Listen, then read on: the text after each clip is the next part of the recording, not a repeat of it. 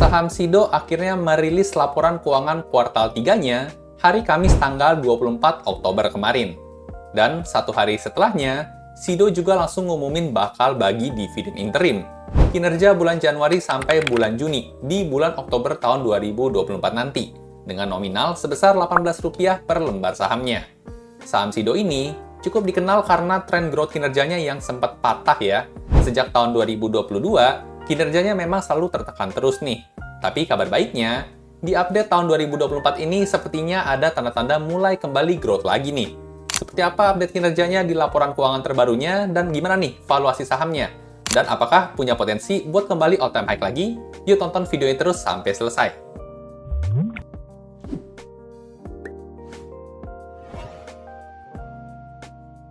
Halo dan selamat datang kembali di channel saya, Jonathan Tamrin. Buat teman-teman yang belum kenal, saya investor saham aliran fundamental sejak tahun 2018 dan udah sering profit 40% plus sepanjang perjalanan investasi saya.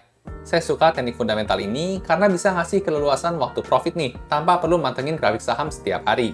Jadi style ini cocok banget buat saya atau mungkin buat teman-teman juga yang sambil punya kerjaan lain. Nah, di video kali ini, saya mau sharing hasil analisa fundamental dan valuasi terbaru saham SIDO update kuartal 3 tahun 2024. Selain itu, kita juga bakal bahas singkat nih, seperti apa sih target perusahaan di akhir tahun 2024 nanti, dan gimana nih strategi SIDO dalam menghadapi rencana pemerintah yang mau nerapin cukai minuman berpemanis dalam kemasan di tahun 2025 nanti. Seperti apa? Yuk langsung kita lihat aja pembahasannya. Buat mulai analisanya, saya akan gunakan file RDFA ya. Buat teman-teman yang belum tahu, RDFA merupakan singkatan dari Rekap Data Fundamental Emiten. File ini merupakan file Excel yang saya buat sendiri untuk memudahkan saya menganalisa saham tentunya. Berisi rekap data fundamental inti lengkap semua emiten dalam waktu tren 10 tahun terakhir. Per update hari ini, udah ada hampir 90 emiten nih yang udah rilis laporan keuangan kuartal 3-nya dan udah diupdate ke RDFA ini. Buat teman-teman yang mungkin tertarik sama filenya, boleh cek kolom deskripsi di bawah ya, karena saya lagi adain promo terbatas nih, cuman sampai besok aja. Sekarang kita mau pakai dulu buat analisa saham SIDO. Nah, buat mulai analisanya, kita tinggal ganti aja kode saham di sini sama kode saham yang mau kita analisa, yaitu SIDO. Nah, setelah di-enter, maka langsung muncul ya semua data fundamental inti dalam waktu tren 10 tahun terakhir. Ini sudah update yang kuartal 3 tahun 2024, dan untuk update terakhirnya ada dua versi ya. Ada yang last quarter aja, yaitu data terakhir di kuartal 3-nya, dan ada juga versi yang disetahunkannya. Dan semua angkanya juga sudah dalam miliar rupiah ya, jadi kita gampang kalau kita mau compare dengan kinerja tahun-tahun sebelumnya. Nah, sekarang kita bakal langsung aja coba analisa fundamental dan valuasi saham SIDO di update yang terakhir ya. Kita lihat sekilas profil perusahaannya dulu. Untuk kode sahamnya SIDO, nama perusahaannya Industri Jamu dan Farmasi SIDO Muncul Tbk. Angka kapitalisasi pasar ya, per video ini dibuat di tanggal 26 Oktober tahun 2024, ada di angka 18,4 triliun rupiah nih. Nah, angka market cap sebesar 18,4 triliun rupiah tergolong cukup besar ya, tapi nggak bisa dikatakan sebagai blue chip nih. Karena biasanya blue chip itu punya angka market cap sampai di atas 100 triliun rupiah. Buat SIDO yang di kisaran 18,4 triliun tergolong saham second liner ya, atau mid cap. Buat sektornya sendiri masuk ke IDX Health dan untuk subsektornya masuk ke Pharmaceutical. Untuk tahun IPO sendiri sejak tahun 2013 ya, dan harga sahamnya saat ini ada di angka Rp615 per lembar sahamnya. Nah, sekarang kita bakal lihat laporan keuangan yang pertama dulu nih, yaitu laporan laba ruginya. Yang pertama kita akan lihat dari sisi penjualan, sales atau revenue-nya, kita bisa lihat selama 10 tahun terakhir trennya seperti ini. Perusahaan sebenarnya konsisten tumbuh ya sejak tahun 2015 sampai pada puncaknya tahun 2021, di mana kita tahu ada pandemi COVID ya. Maka di sini cukup terjelaskan ya untuk SIDO bisa mengalami peningkatan yang cukup signifikan di tahun 2021 dari 3,3 triliun menjadi 4 triliun rupiah untuk sales dan revenue-nya. Tapi sayangnya masuk ke tahun 2022 dan tahun 2023 ternyata kinerjanya menurun nih. Ya mungkin karena pandemi COVID-nya juga sudah mulai berakhir. Nah, karena penurunan ini, maka title SIDO yang tadi awalnya perusahaan yang sangat bagus ya, growth terus setiap tahunnya akhirnya terpatahkan nih. Turun kinerjanya selama 2 tahun terakhir. Dan untuk update kuartal 3 tahun 2024-nya, angkanya masih di 2,6 triliun nih. Kalau angka ini disetahunkan, maka berpotensi untuk di akhir tahun di angka 3,5 triliun rupiah atau mengalami penurunan sebesar 1,79% nih. Lah, kok di sini turun kinerjanya? Katanya tadi membaik. Nanti penjelasannya di bawah ya, kita akan lihat dulu sampai bawah. Nah, ini soal revenue, kita lanjut ke poin selanjutnya ya, yaitu soal laba kotor nih atau gross profit perusahaan. Kurang lebih trennya sama ya, kayak tadi pandemi itu tahun 2021 dia meningkat, lalu kemudian turun di tahun 2002 dan tahun 2023-nya. Untuk versi disetahunkannya, tahun 2024 berpotensi angkanya juga negatif nih, minus 1,75%.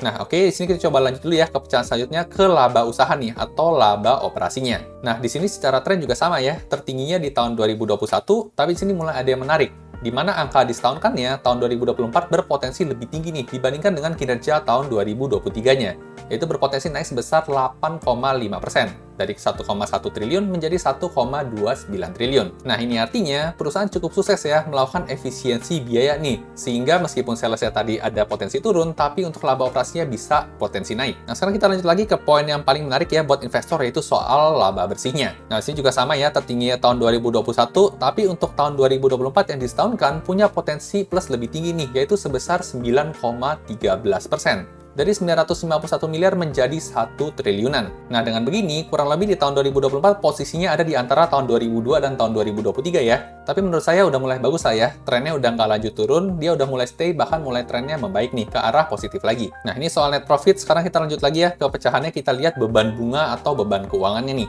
Nah, untuk saham Sido ini juga terkenal punya beban hutang yang sedikit ya, jadi beban bunganya ini kecil banget. Bahkan sini kita bisa lihat ya, selama 8 tahun terakhir itu kisaran hutangnya cuma di kisaran 1 miliar rupiah aja. Nah, oke, jadi dari sisi beban bunganya menurut saya nggak ada masalah. Sekarang kita lanjut ke bagian yang menurut saya paling menarik nih buat diperhatikan, yaitu terkait dengan tren EPS-nya atau laba per lembar sahamnya. Nah, di sebelah kanan sini ada grafik tren EPS-nya ya selama 4 tahun terakhir untuk setiap kuartalnya. Nah, kenapa saya bilang paling menarik? Karena dengan grafik ini kita bisa temuin pola nih. Pola apa nih yang bisa kita temukan dari saham Sido ini? Kita bisa perhatikan untuk data kuartal 3 versus kuartal 4-nya. Tahun 2021, kuartal 3 versus kuartal 4 lebih tinggi. Lanjut ke tahun 2022 ya, sama nih, ternyata lebih tinggi kuartal 4 juga. Lanjut lagi ke tahun 2023 juga sama, kuartal 4-nya lebih tinggi signifikan ya, dibandingkan dengan kuartal 3-nya. Nah, kalau pola selama 3 tahunnya seperti ini, menurut saya ya besar kemungkinan juga nih, untuk kuartal 4 tahun 2024 nanti, angkanya juga bisa lebih tinggi nih, dibandingkan angka kuartal 3-nya. Apalagi selama 3 tahun terakhir, kita bisa lihat, angka kuartal 4 ini selalu lebih tinggi juga dari kuartal 1-nya. Di sini kuartal 1 9, kuartal 4 13. Di sini 10, kuartal 4-nya 13. Di sini 10, kuartal 4-nya 12. Dan sekarang kuartal 1-nya 13 nih. Jadi kemungkinan berapa kira-kira kuartal 4-nya? Menurut saya sih sangat potensi banget untuk minimal 13 juga ya. Atau bahkan bisa Rp15 nih untuk EPS di kuartal 4 nanti. Nah, mumpung lagi ngomongin profitabilitas, kalian saya mau bahas soal target Sido ya di akhir tahun 2024. Nah, di sini kita bisa baca ya, dari update laporan public expose yang sudah dilangsungkan perusahaan, ada investor retail yang bertanya nih, berapa target top line dan bottom line Sido di tahun 2024? Dan jawaban dari manajemen adalah target pertumbuhan top line dan bottom line di tahun 2024 adalah minimal 10%. Dan tentunya saya yakin juga ya, manajemen bisa ngomong seperti ini karena juga lihat data, seperti yang kita lihat tadi, yaitu Sido punya tren kinerja all-time high-nya itu di kuartal 4. Nah, kalau manajemennya sepede ini ya, untuk bottom line-nya minimal naik 10%, maka kita bisa hitung ulang ya sedikit untuk laba bersihnya. Tahun 2023 kita bisa lihat angkanya 951 miliar. Kalau misalnya naik 10%, maka kinerja di akhir tahun 2024 minimal ada di angka 1046 miliar rupiah. Selisih sekitar 9 miliar lebih tinggi ya dari potensi hitungan annualized ini. Nah, ini soal bottom line, jangan lupakan soal top line-nya juga ya. Tadi katanya juga potensi untuk naik 10%. Kita bisa lihat di sini, kalau penjualan di sini juga naik 10% ya, maka otomatis angkanya nggak 3,5 triliun lagi ya, tapi mencapai 3.922 miliar rupiah. Yang artinya, angka tersebut sudah tipis banget ya, selisihnya sama all-time high-nya di tahun 2021. Nah, apakah berita ini sangat bagus? Ya tentu bagus banget ya, buat masa depannya Sido. Nah oke, ini kita udah selesai bahas laporan keuangan yang pertama ya, yaitu laba rugi. Sekarang kita masuk ke laporan keuangan yang kedua, yaitu laporan neraca. Nah, untuk laporan neraca, yang pertama ada yang namanya total aset ya. Di sini kita bisa lihat selama 10 tahun terakhir trennya masih positif, dan untuk update kuartal 3 terakhir ada peningkatan sebesar 1,37% untuk asetnya. Posisi saat ini masih belum sampai all-time high seperti tahun 2022 ya, tapi angkanya sudah berbalik positif. Lanjut lagi buat pecahannya, ada aset lancar naik 5,9% ya, dan untuk aset tidak lancarnya ada penurunan sebesar minus 3,83%. Nah, ini kalau kita bicara soal aset ya, seperti yang kita tahu juga nih, aset itu kan hutang ditambah modal. Kita perlu lihat juga, penurunan asetnya ini gara-gara penurunan hutang atau penurunan modal. Jadi kita next dulu ke bagian total liabilitasnya dulu atau total hutangnya ya. Nah, di sini cakep banget ya grafiknya, meskipun sempat tertinggi ya saat pandemi tahun 2020, sekarang sudah turun sangat signifikan. Jadi tinggal 306 miliar aja nih untuk hutangnya. Dan ini tentunya menjadi berita yang sangat bagus ya. Berarti potensi buat gagal bayar atau bangkrut dari Sido ini jadi semakin kecil. Lanjut lagi ke pecahannya untuk hutang jangka pendek minus 42,62%, dan untuk hutang jangka panjangnya di kisaran minus 3,58%. Nah, sekarang kita bakal bandingkan sama kondisi modalnya.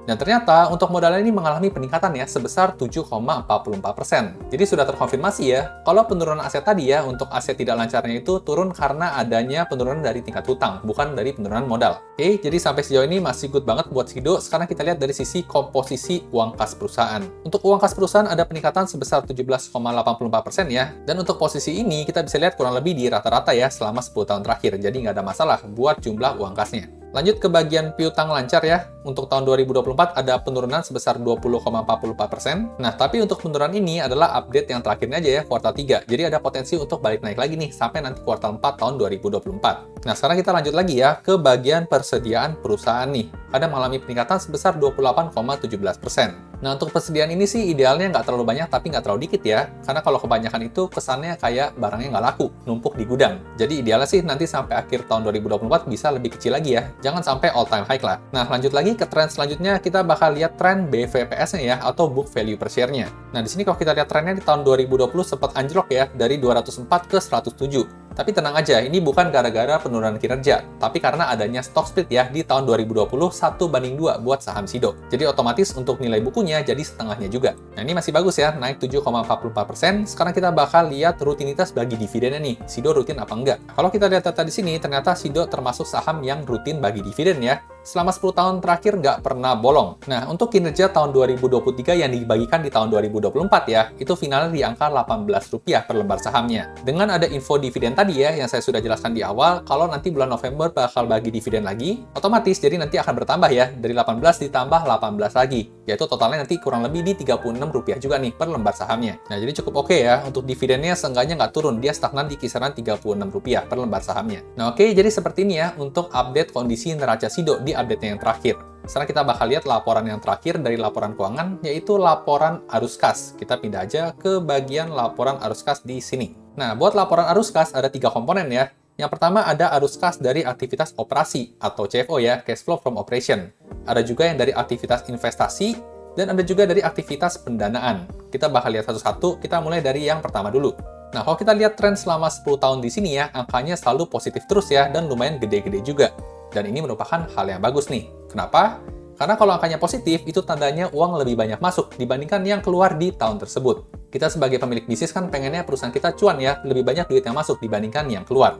Jadi buat Sido tergolong ideal nih buat angka CFO-nya. Nah, sekarang kita lanjut ya. Buat yang kedua, ada arus kas dari aktivitas investasi. Dan selama 10 tahun terakhir, kita bisa lihat trennya angkanya negatif terus ya. Dan ini juga merupakan hal yang bagus nih. Kenapa? Karena kalau angkanya negatif, itu tandanya ada uang yang keluar nih buat aktivitas investasi.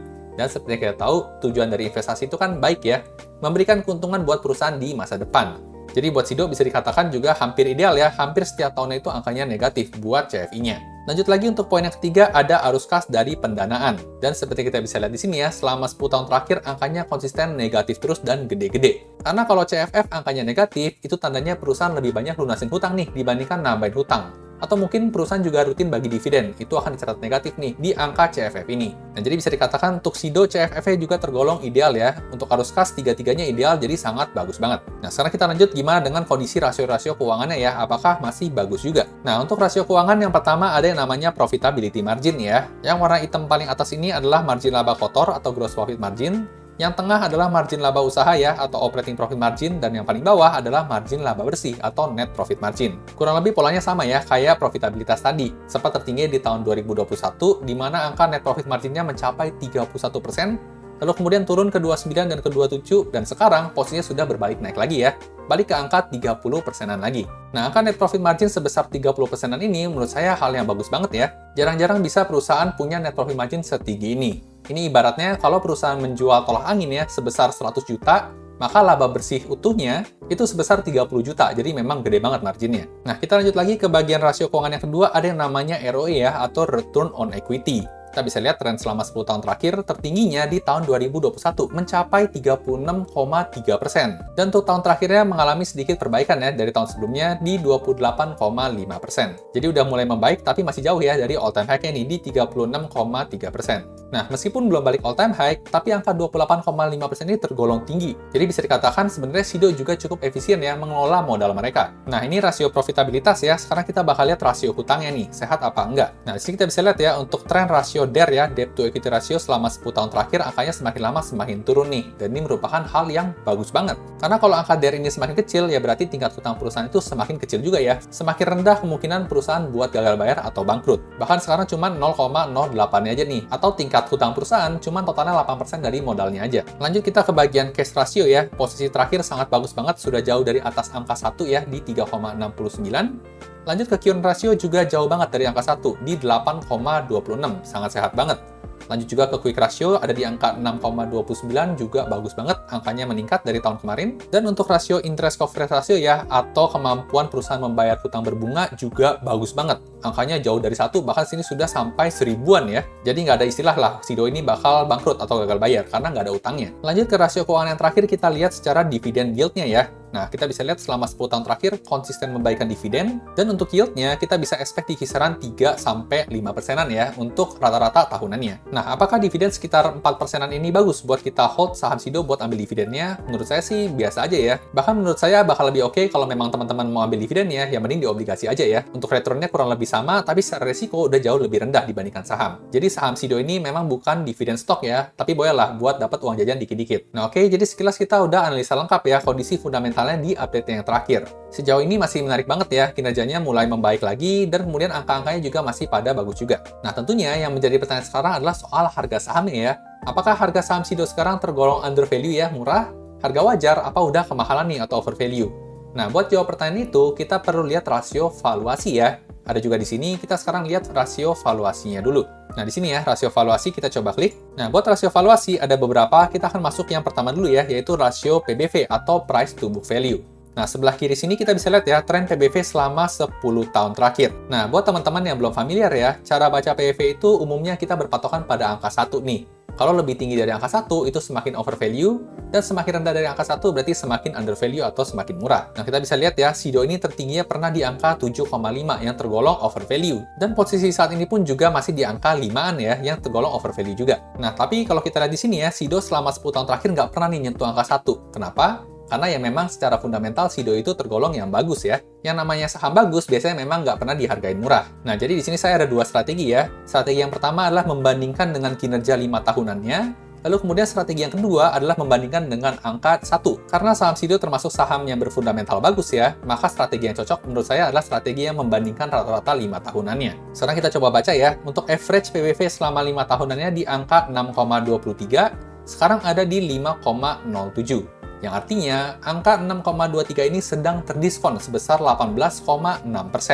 Dan kalau angka 5,07 ini balik ya ke angka 6,23, dia punya potensi gain sebesar 22,9%. Atau target harga jualnya di Rp756 per lembar sahamnya. Nah, dengan tingkat diskon yang 18% dan potensi gain 22% ini, maka saham Sido tergolong cukup fair value ya, jadi nggak terlalu under value amat. Nah, ini kalau kita lihat dari satu rasio ya, yaitu rasio PBV. Sekarang kita akan bandingkan dengan rasio selanjutnya, yaitu rasio price to earning ratio atau PE ratio. Nah, untuk PE ratio juga sama, kita bisa lihat tren selama 10 tahun terakhir, dan buat teman-teman yang belum familiar, untuk rasio PE ratio ini biasanya kita berpegangan pada angka 10.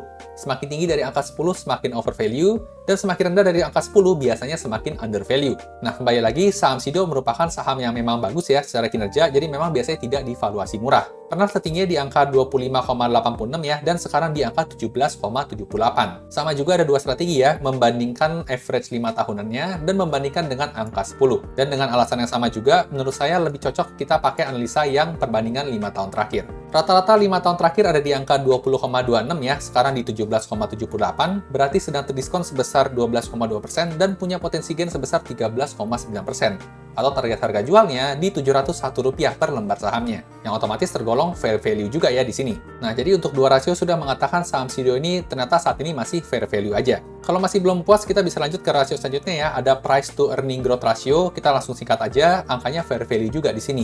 Dan kalau kita misalnya mau lanjut bandingin sama rasio price to cash flow ratio ya, di sini malah tergolong sedikit over value. Dan buat rasio terakhir ada yang namanya EPS growth, kalau kita lihat analisanya di sini, masuk tergolong malah over value ya untuk saham Sido di harga yang sekarang. Nah, jadi kesimpulan yang bisa diambil di sini, harga saham Sido sekarang tergolong fair value menuju over value ya. Nah, apakah harga saham Sido bisa balik ke all-time high-nya? Ya, menurut saya tentu saja bisa ya. Tentunya dengan catatan, yaitu kinerja keuangannya juga mesti all-time high dan growth-nya juga mesti kurang lebih sama dengan kondisi sebelum pandemi kemarin. Nah, ngomong-ngomong soal potensi di masa depan, saya mau ajak teman-teman buat kita aware juga ya. Ada potensi untuk pemerintah menerapkan cukai ya untuk minuman berpemanis dalam kemasan. Kita bisa lihat beberapa produk dari Sido ini juga merupakan minuman yang berpemanis ya dalam kemasan yang sedikit banyak juga mungkin berdampak ya sama laba bersih Sido nanti. Nah, isu penerapan cukai ini juga sempat ditanyakan ya oleh salah satu investor nih saat public expose kemarin. Kita bisa lihat di sini ya, atas nama Chuck Fendi, dia menanyakan bagaimana strategi Sido bila sugar tax diimplementasikan. Dan jawaban dari Sido, mereka bilang kalau perseroan akan selalu berusaha mengikuti aturan pemerintah yang ada dan apabila dimungkinkan akan meluncurkan produk-produk baru dengan varian yang lebih rendah gula untuk menjamin kesehatan dan mengikuti peraturan yang ada. Nah, jadi sebenarnya Sido juga udah aware ya dan sudah mulai menyiapkan strateginya juga. Nah, tapi apakah strategi ini bakal berjalan lancar ya untuk nanti? Tentunya buat hal itu kita nggak tahu ya, kita tetap perlu lihat angkanya nanti lagi. Nah, oke, tentunya seperti biasa saya disclaimer dulu ya. Tujuan dari pembuatan video kali ini bukan untuk memberikan rekomendasi beli atau jual suatu saham. Jadi di sini saya hanya pure ya, men-sharingkan temuan-temuan yang saya temukan menarik. Bagus kalau teman-teman dapat insight, tapi buat jual atau beli suatu saham, teman-teman tetap harus ngerjain PR sendiri nih, atau do your own research. Buat teman-teman yang tertarik sama file Excel RDFA-nya, kalian bisa cobain gratis file sampelnya di website joetamrin.com. Jadi kalau cocok, bisa langsung pesan aja. Saat ini update kuartal 3 tahun 2024-nya udah rilis ya, dan udah ada hampir 90-an emiten yang udah rilis laporan keuangannya dan direkap di RDFA ini. Buat yang tertarik, bisa masukin kode voucher EBQ324 buat dapetin tambahan potongan harga sebesar 15% khusus untuk pembelian paket tahunan. Buat teman-teman yang pesan RDFA, nantinya bakal dapat free update berkala nih. Minimal 1 kali setiap minggunya sampai lengkap data 800-an plus laporan keuangan emitennya. Buat promonya bakal berakhir tanggal 27 Oktober ya. Info lebih lengkapnya lagi boleh cek kolom deskripsi di bawah. Dan buat yang mau tanya-tanya juga bisa ke admin nih via DM IG di Jonathan Tamrin. Suka video seperti ini, kemungkinan besar kalian juga bakal suka video lainnya di channel ini. Jangan lupa di like dan bagikan ke teman-teman investor lainnya ya, supaya makin jago analisa sahamnya. Sampai jumpa di video berikutnya.